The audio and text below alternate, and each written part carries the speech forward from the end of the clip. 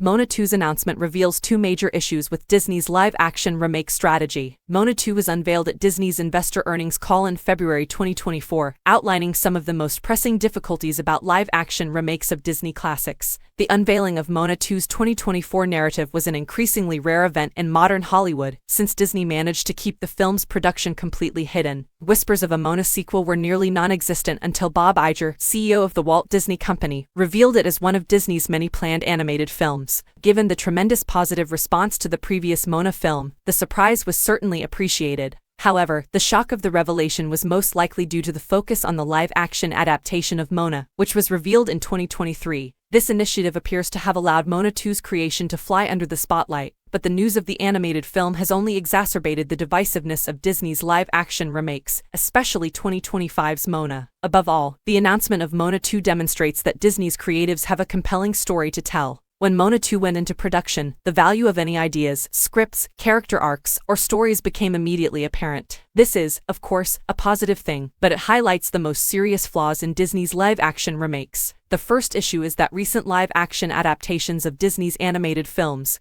such as Moana 2, have not been made because the plots are worthy and interesting. The construction of a Moana sequel demonstrates that the captivating storylines in question are being exploited for sequels, implying that the live-action remake of the original film will be yet another one-for-one replica. Moana, released in 2020, was one of the few Disney live-action remakes to translate the story to a new media. The remaining remakes are just projects that have been put into development to profit on the already established brand and popularity of the original animated films. This indicates that an animated film deserves to be live-action solely to be seen in that medium, sending the incorrect impression that live-action is greater since it appeals to a larger audience. This motivation for developing live-action adaptations is an issue with the model in and of itself, but it also highlights another. Remaking animated films that lack originality, inventiveness, and have no purpose other than to replicate the original film devalues animation as a medium. This indicates that an animated film deserves to be live-action solely to be seen in that medium, sending the incorrect impression that live-action is greater since it appeals to a larger audience.